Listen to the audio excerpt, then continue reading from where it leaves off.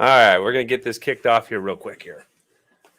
We're still waiting for our speaker here. So right now, thank you everyone on Facebook, YouTube. I know you hear my voice, you don't see me, but what we're waiting for right now is our guest C-Roc to jump on here this morning for us.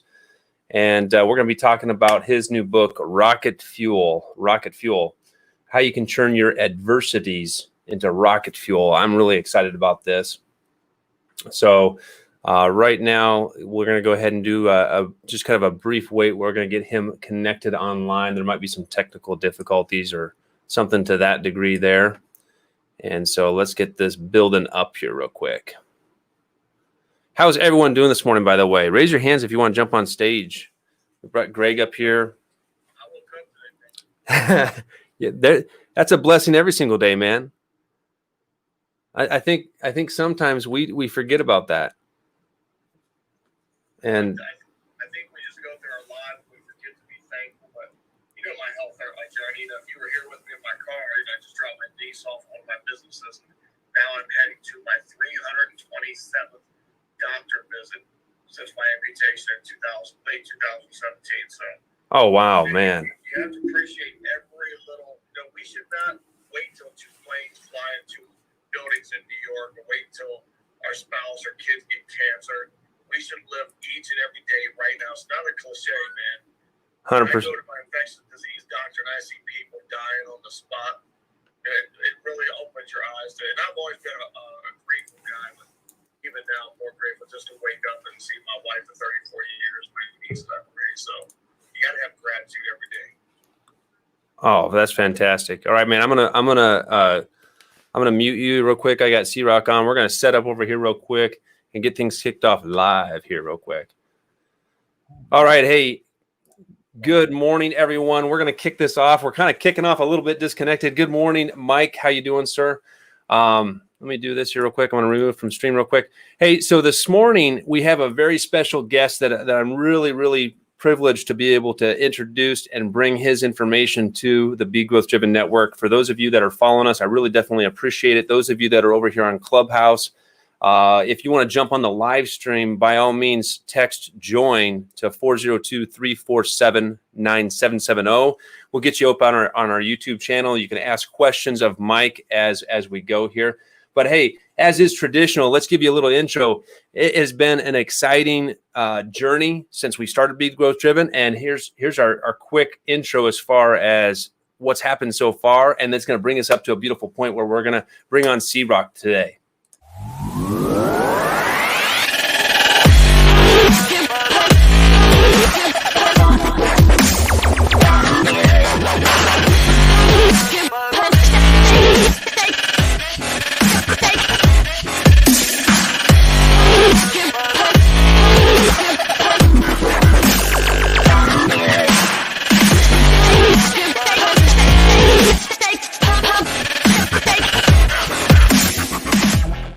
All right. As mentioned and as advertised this morning, we're bringing on Mike Cirorrocco. He's going to talk about his book, Rocket Fuel, and it would be appropriate to give him the appropriate intro so you can kind of see the type of guy C-Roc is. And here it is. And then we're going to be back on stage here with everybody. We're going to bring Audrey, we're going to bring John and Mike Cirorrocco on stage.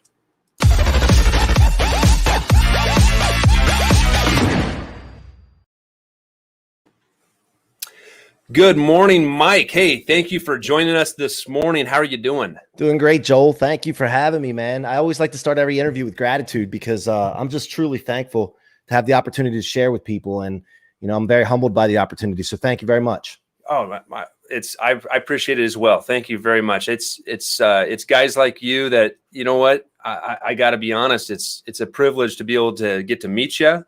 And definitely, I look forward to, I know, meeting you in Miami in March for sure. Yeah, absolutely. I can't wait. So, but you know, I've been hearing about you as I've just recently come across you and started learning about, you know, what you're all about, and you know, came across. I think I connected to you on Clubhouse, and came and dropped into one of your rooms because one of our other connections that we have in common, like Ken Joslin, I think was in there or something like that. Yeah.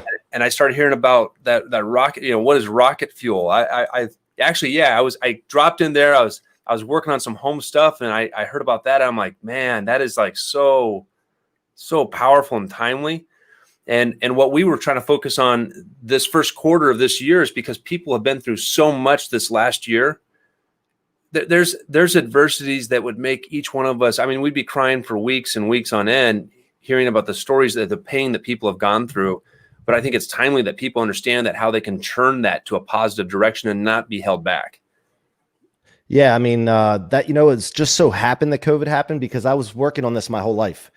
And I'm excited to share that story with you, how I came about that. We'll get into that in a second. But, if you can just figure out a way that anything that comes your way that stops you or slows you down from your ideal life or your goals or your dreams, if you can figure out a way to store it in your tank instead of your trunk, because that's where it weighs you down in the trunk, right? But in your tank, you have a conversion that can take place into rocket fuel and push you through, beyond resiliency. Resiliency is not a powerful enough word for me, by the way. So I'm all about going past where I was originally. I don't want to go back to the original place that I had a setback from. So that rocket fuel concept does that. And, not enough people talk about it, man. It just blows me away. I'm in Clubhouse listening to some of the conversations, and I know we need strategy. I know we need tactics. But if you don't have the fundamentals of belief and understanding that you can truly not be stopped as long as you keep pressing forward, I have a shirt on for those watching. Thrust is a must. You have to move forward. And that I don't hear enough of that on Clubhouse. Right. Yeah. I think, what do you think is the holdback for people? I mean, I think the bottom line is they're not stubborn enough. Stubborn has a negative connotation a lot of times. Right. And I use the word stubborn because persistence has a lullaby effect. It goes in one ear and out the other. So I like to use different words and frame things a little differently to wake people up a little bit. And stubborn, if you look up the definition of stubborn in the dictionary, there's two words that go together with it that get me fired up. And that is perversely unyielding. And, I don't think people are perversely unyielding enough to their dreams, like burn the ships mentality, go for it. They have these plan Bs and plan Cs and plan Ds that they can fall back on. And, I'm thankful for those that are sharing on Clubhouse. Don't get me wrong. But I think that we need to have like a fundamental room of belief and how to be stubborn, how to become stubborn. There you go. And as you talk about it, like you said, the stubbornness has had that negative connotation to it, right? I was told, growing up, hey, you're just stubborn. You're just stubborn. And, and I thought about it. I'm like, man, I feel really bad about being stubborn. And one of the things I think I've even told Audrey, hey, if I'm going to be stubborn for something, I'm going to be stubborn for the right things. Well, yeah, I say that all the time. Look, stubborn is not the wrong thing when it's on the right thing. And of course it's wrong on the bad things, but I wear that with a badge of honor. I've been called stubborn and hard-headed my whole life.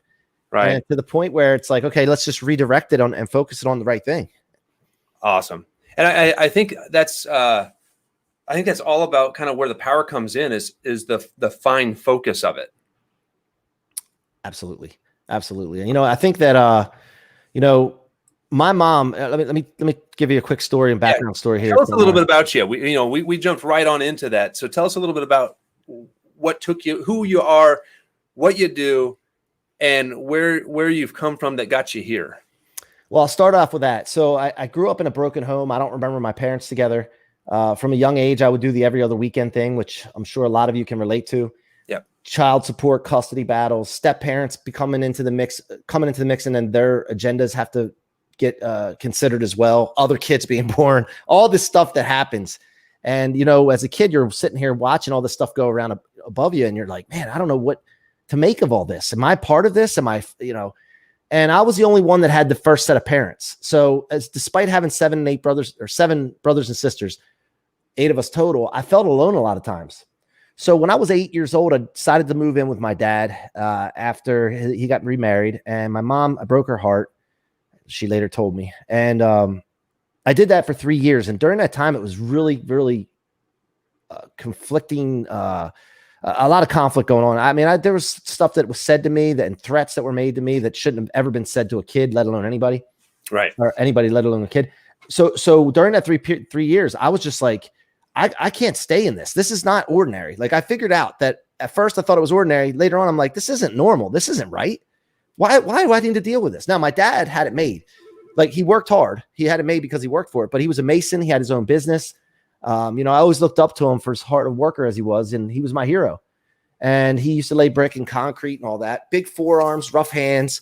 And he always carried this wad of $100 bills around in his pocket with a rubber band around it. And I thought that was the coolest thing. He'd flash it and show us. And well, when I told my mom that I wanted to get out of there, it was a tough decision for me, obviously, and a scary decision. But she said, if you make this decision and I file court papers, you need to stick to your guns. Like, you need to believe in something and then not let anybody talk you out of it. And that reminds me of the perversely unyielding, right? Right. So I remember her saying that. And then she also used to program me all the time from 3 to 5 years old. I just remember this because I was in kindergarten at the end of it. You're a leader. You're going to inspire people. My kindergarten graduation, I was the MC of the whole thing. If you can imagine a little 5-year-old up there leading the way.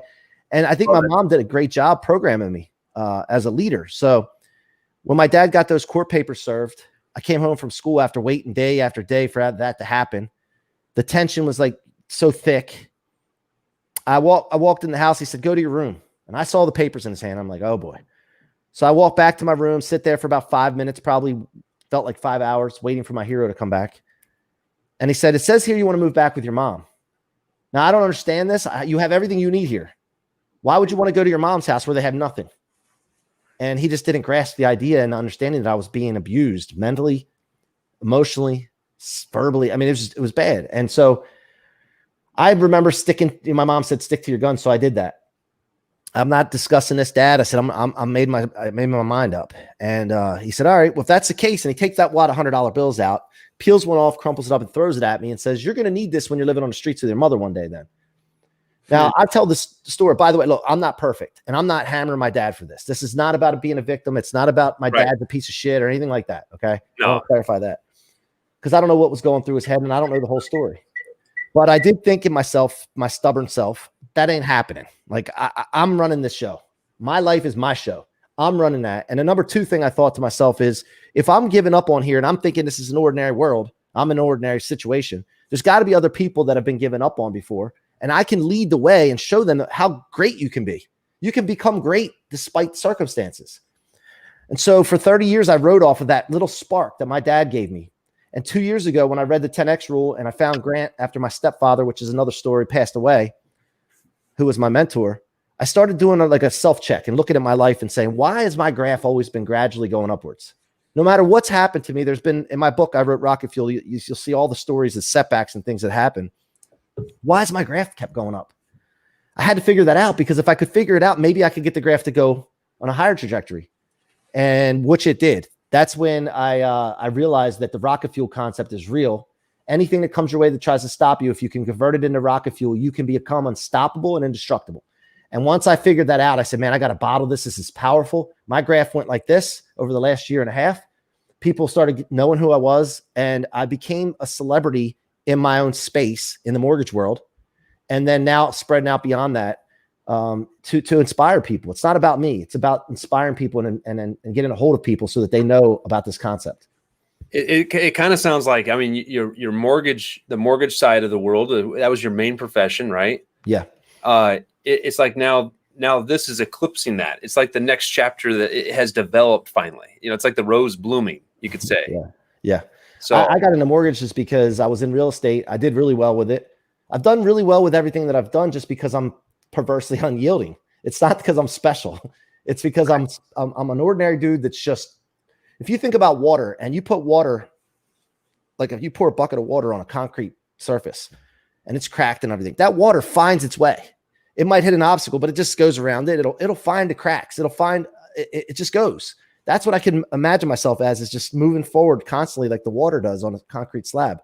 So the mortgage, I don't honestly, this is between us and your listeners, I don't really like the mortgage business. I like it. I'm good at it. I'm good at it, but I don't like it. The money's there. I like building the people in the business. That's what I like doing. The connections. Yes. Building my employees to higher levels, showing them that they're unstoppable. And that's my passion. Awesome. I love it.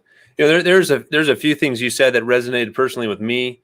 I come from a family that, my parents got divorced when I was very young, and I had to make those same kind of choices, like what house am I going to live in?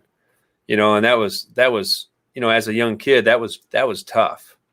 you had those people probably growing up. I don't know about you, but myself, I had some people that basically told me, hey, you're not worth a darn. You never will be. I'm like, and that haunted me for the longest time. And kind of, this is why I really wanted to get you on to talk about, to talk to you about this, because it was one of those things that you're like, you finally get to this moment where you're like, you know what? The only way that ever becomes a true reality is the longer I dwell on it. The longer that I let it be my reality. Yeah. I mean, I like taking it again. Anything that's designed to come in. And I originally thought this was like letdowns or setbacks. Anything that comes my way, I immediately acknowledge it, accept that what it is, and I take action to turn it into to fuel. I mean, I just had yesterday a guy resign that was been with me for 9 or 10 years, and I built him out of our organization. Think about that for a second. I'm building people to the point where they want to go out and find their own way and see if they can do it themselves. And, right. and that's a setback for my company, because this guy is a great employee, great attitude, but I got to be okay with that and figure out, okay, where's the opportunity now? And that hurt at first when I saw it, but I acknowledge it right away, and I don't dwell in it. Some people let setbacks or people discouraging people ruin their day, ruin their week, or sometimes I've even seen it ruin people's lives. And I'm not okay with that. And I'm not going to sit back and just let that happen. I'm going to get out and make sure that doesn't happen, and get people out of that feeling that they have from a setback, because we all know how that feels in our hearts and our stomachs. It just feels terrible. Right. Without a doubt, man. Without a doubt. So when did you start the book Rocket Fuel? I guess you said you've been working on it for a long time. Probably when I was 5 years old, man. No, but the idea, I was on I guess the 10X Growth Con in Miami, at the Marlins Stadium, when I heard Pete Vargas talk. Yeah. That's probably when I realized, holy cow, I have a story to tell. And Pete did such a great job telling his story about his father. And I thought to myself, as much as I love Pete, and he's a great dude and he's a great businessman, but I thought to myself, I can do this. If Pete can do this, I can do this. And I really thought, like, after that day that Pete spoke, I got into the car with the 3 guys I was with that day, and I said, man, I'm going to speak on that stage. And not only that stage, I'm going to speak in front of millions and hundreds of millions of people. This is not going to slip away. I'm going to make this happen, because I believe that before I was embarrassed to share my story. I mean, it's not easy to talk about abuse or a family you've come from, and being around a lot of broken people, alcoholics, suicides, drug addicts. It's not easy to talk about that.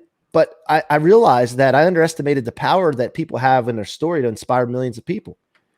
And so also I felt that I'm just sharing, being transparent with you and sharing my thoughts, that I started to think that I was selfish and self-centered to think that I shouldn't share my story because of the impact that it could have on someone. And so every day I wake up now, I realize that if I don't feel like doing it, if I don't feel like doing a podcast or the 300 interviews I've done this past year, if I don't feel like doing that, I can't stop. I got to do it anyway. And that's just the thoughts that go through my head with this. And I wrote the book because I wanted to share my story. And right. I thought that was a way to get it out globally along with podcasts. Do you think like the writing the book, was it like as much for you as it is probably more for you than it is for anybody else?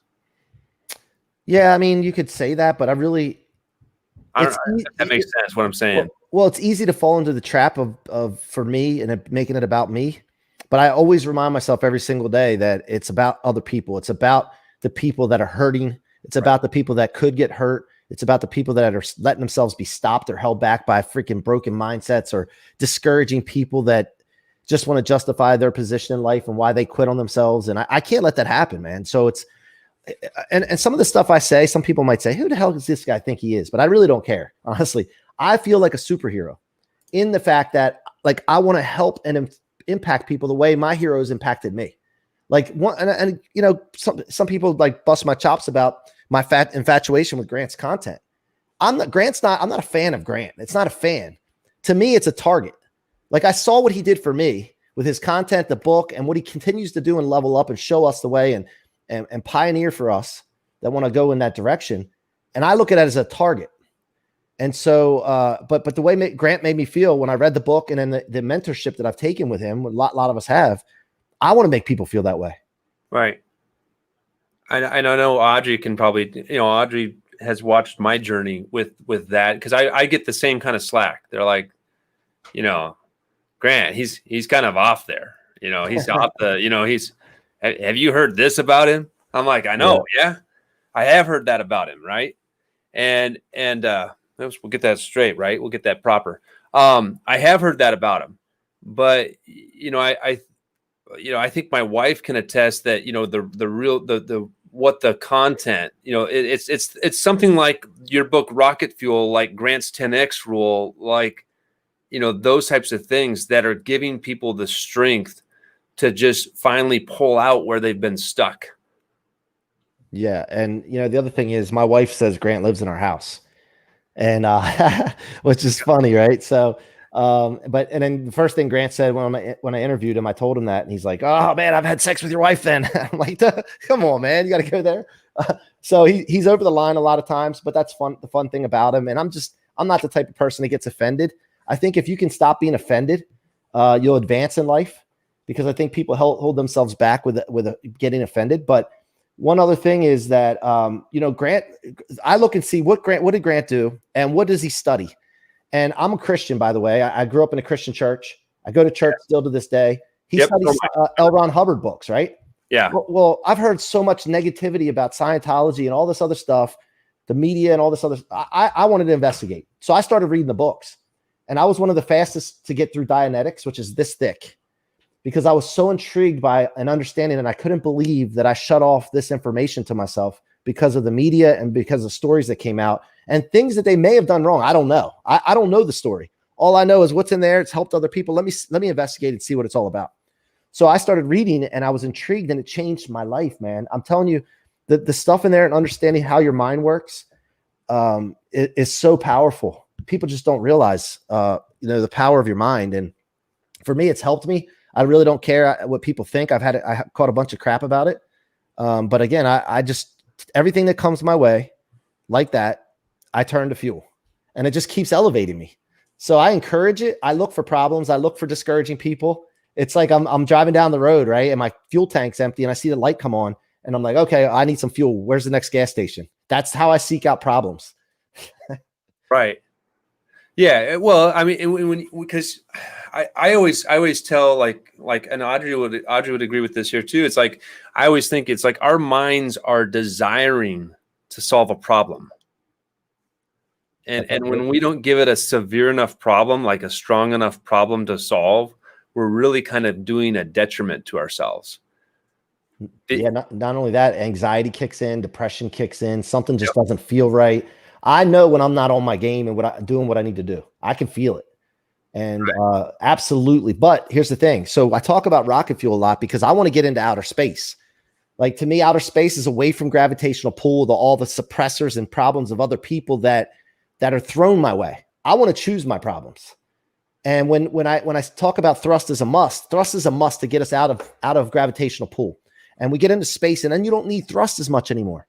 Like, as you advance and get more successful, you have bigger problems, but those are bigger problems that you want to be dealing with. You get away from all the drama and all the negative, like little petty things. And that's the target for me. And that's, Grant wrote the forward for my book, Rocket Fuel. And he talked about that in the forward about what rocket fuel meant to his life and his business. And that I actually got chills reading it. And one thing he said is the more success I've had, I wish I could tell you that the problems go away, but that they don't. They get bigger, but they're the problems that you want. Right. Go ahead, Audrey. She's having some technical difficulties there, so we'll let you change your source mic there. Maybe that might be it. Go ahead though, Mike. Sorry. No, I'd love to hear what Audrey has to say, so I can yell loud, talk louder. Here, come across the office. Come over to my side. Just come on. She's on the other end in her office. Let's just make it simple. Let's just pull her over here. That'll be easy. How you doing, John? By the way, good to see you, John. Hey, man, I'm doing great. I've gotten a lot out of this. I appreciate you sharing. I did have one question for you real quick. Sure. You said you did 300 interviews, and obviously you have the "What Are You Made Of" movement. I guess you're out there changing other people's lives. Over those 300 interviews over this last year, what's like the one? Maybe there's not one, but what's the one most impactful story that has caused you to kind of take a pause and just really appreciate that one person's story that's really impacted you to help you kind of push yourself to grow a little bit more? Wow, man, there's so many. Shoosh. There was one in particular, I guess, that I would say. There's so many, but I'm just going to throw this one out there. There's a kid named Marcin who's from Poland. And I talk about my story about my dad and a broken family and all this. And here I talk to this kid, and he grew up in a foster home, like an orphanage in Poland. And the kid is phenomenal. Like if you meet this kid, he came to Vegas. He lives in Vegas now. He started his own company, and he is aggressive in a good way. Like he wants something and he goes after it. I go to Vegas to a mastermind, and he's like, "Listen, I heard you're going to Vegas. I want to meet you." And he did whatever he had to do to keep following up with me, not annoyingly, but I got a gift for you. And he met me at a Starbucks at my hotel right before I had to leave for my mastermind. And he accommodated everything and got there. And what he gave me was a gift that I could use for my business for free. And I was able to connect him with some of my friends that could use his services. And, but just the fact that he grew up in an orphanage, man, like I'm telling a story, not to play victim anyway, but still it's like, really, man, like I didn't have it bad at all, Right. And so that's one that just came to mind. I mean, there's tons. I wish I had a better one, like a more, I don't want to say this the wrong way. That's the wrong way to say it, but somebody higher profile that you would understand or that you would know. It'll come to me, but that's a great question. I appreciate that. Appreciate you sharing. I think sometimes that's good when we have a moment where we can reflect and actually look and say, you know what, the problems that I'm having are just, they're really small. I think it's good when we do that reflection, like we look at where people have come through, what adversities they've traveled through. And I mean, if you have any sort of a heart, if it doesn't move you, maybe you should think about it. Yeah. And I think that if we did that even more, we would see a lot more of a peaceful situation amongst people, right? Yeah. It's one thing to sit there and fight in business, right? And push in business, but it doesn't mean you got to create the negative friction, right? There's a positive friction that moves things forward where it's actually, you need that friction to actually go.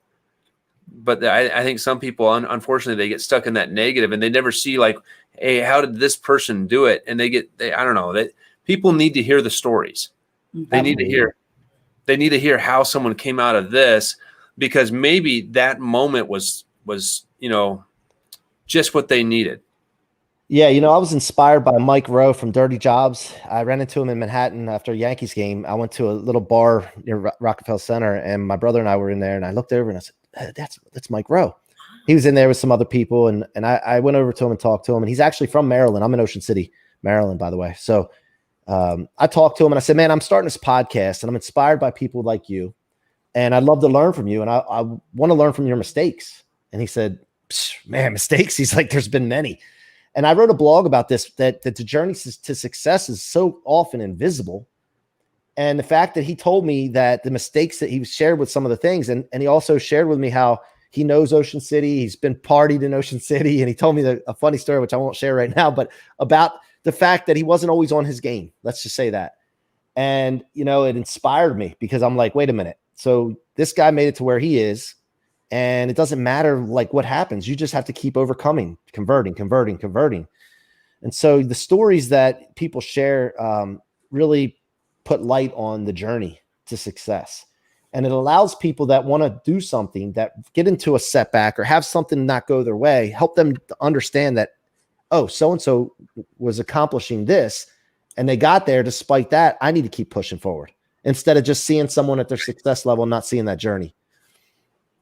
Awesome. Phenomenal. Well, now Audrey has a mic. What's up, Audrey? The point still applies, I guess. It humanizes people when you hear their story. I was going to say on Undercover Billionaire, we're watching it, and Grant had a moment where he was the problems. How do you say it? He said last night, when you have money, you still have problems, but it's so much worse when you don't. Yep. And I'm not playing the money part. It's the life and the problems. And I'm like, that really, it just really kind of related down to the level of where most of us live at.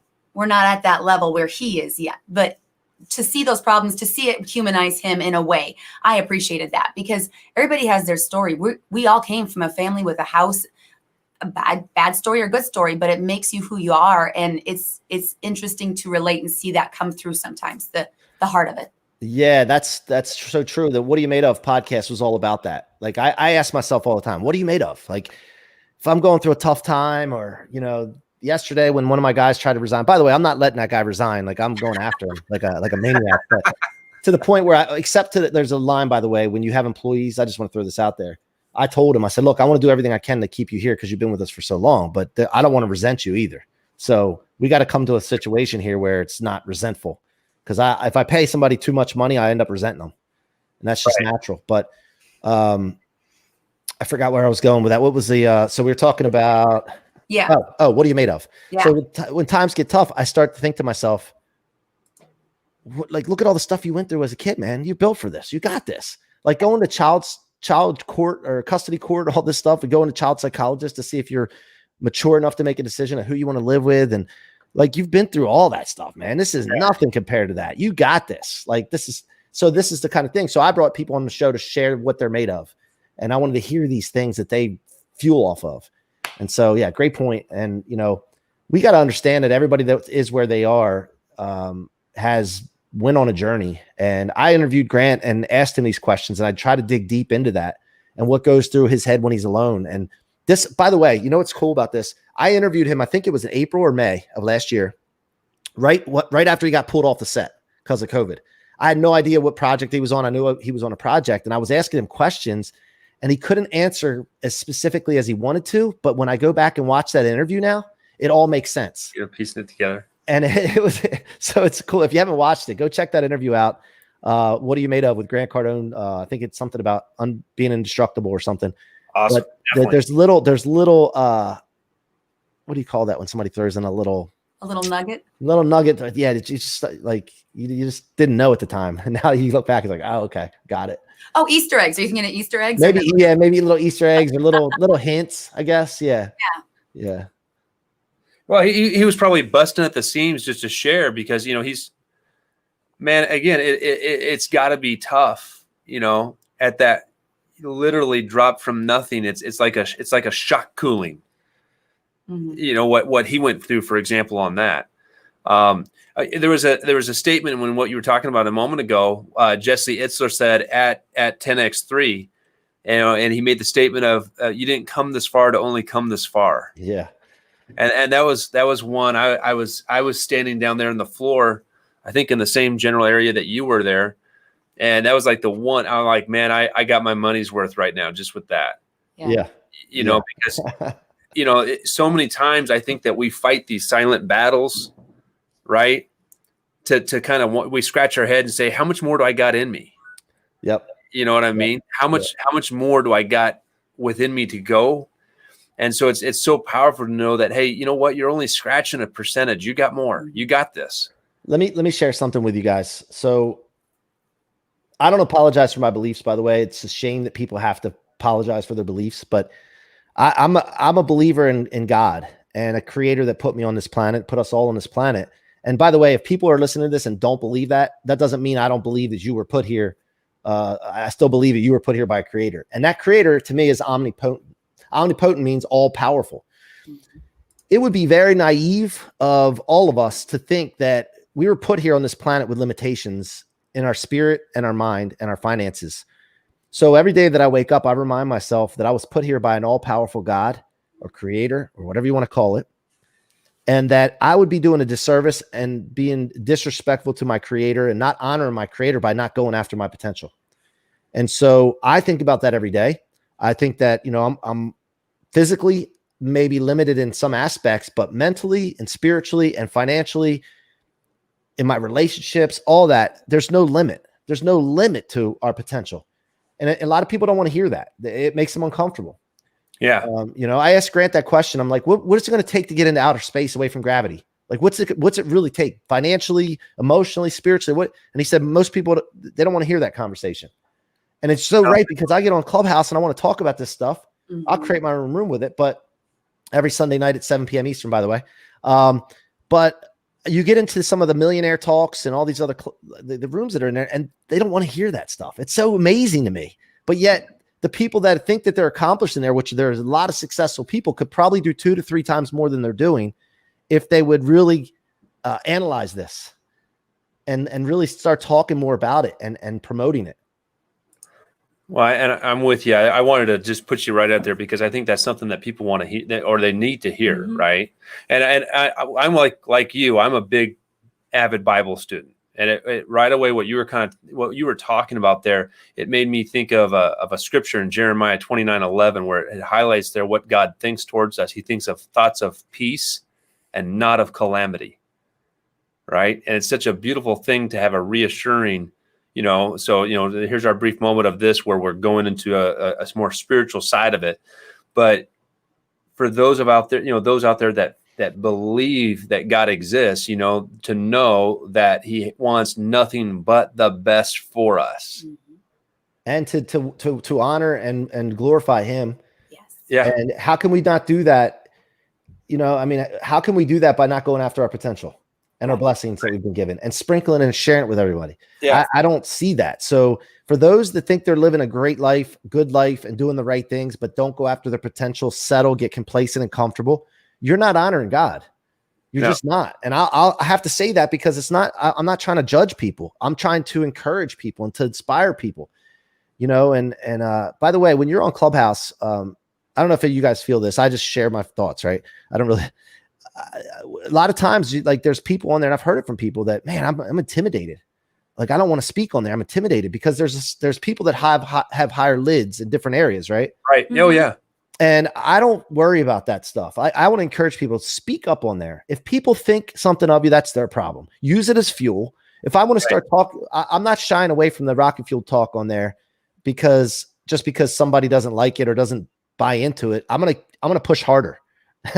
So I want to encourage people, if you're listening, you're on Clubhouse, speak up, start your own room and build an audience in there. Like, don't let anybody, like, if somebody disagrees with you on there or somebody, I guess non-verbally I guess the thing is, like, when you say something, sometimes they just move on to the next speaker and they don't encourage you or say, hey, yeah, I understand that, or just acknowledge something.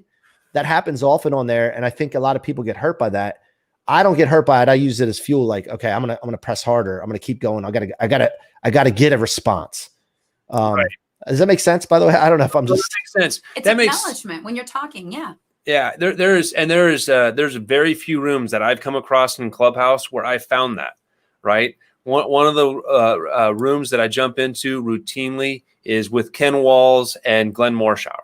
Right. I don't know if you know Ken Walls. Ken Walls, yeah. Okay. Have you had a chance to meet Glenn Morshower?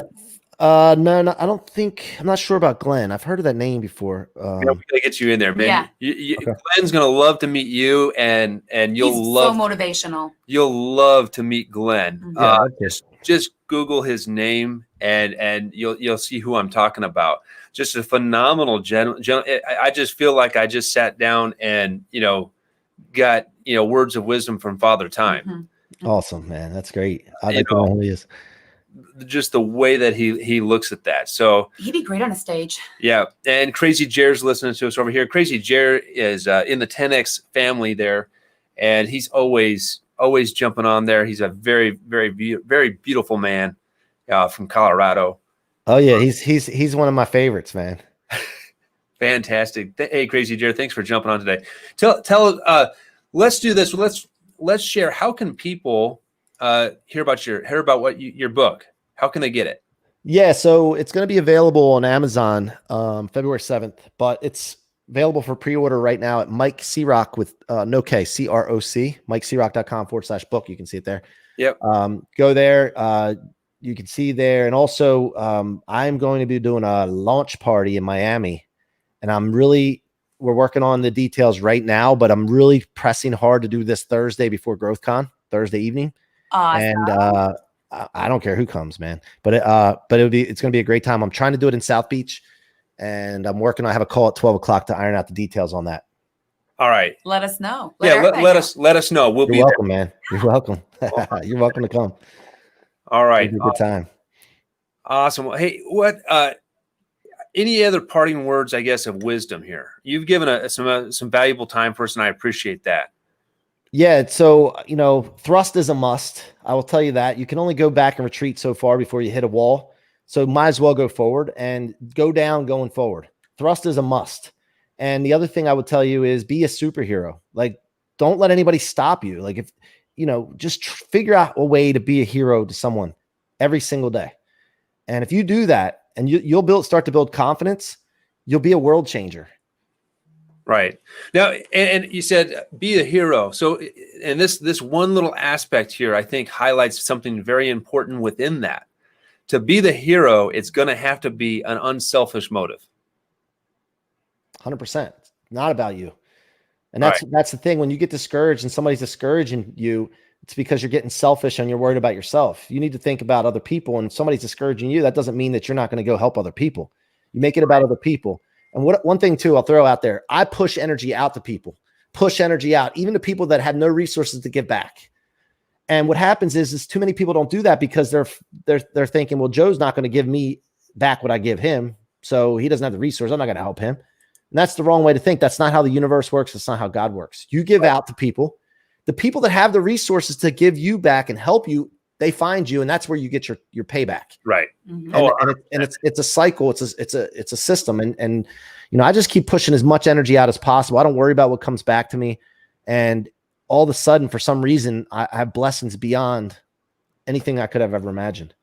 That dips into something else that you just made me think of it. It's like when we think about things like going on right now, people are going to have moments of hurt. They're going to have times where people hurt them, and the gracious thing that they can do. The really most powerful thing to do is forgiveness, right? Because then they're taking that hurt and they're turning it into something positive that's going to move them forward. But I think where some people get lost to there is they are insistent that the person know they forgave them. Right? There was a Bible sermon or talk that I was working on, and I came across a point when I that was touching on this. And it was like, hey, can you offer forgiveness maybe even without that person ever knowing? Yeah, I love that, man.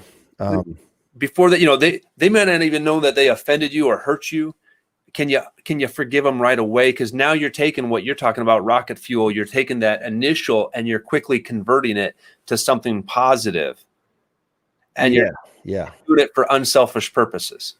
I don't think it's a problem reaching out and communicating, because I think proper communication clears up all problems.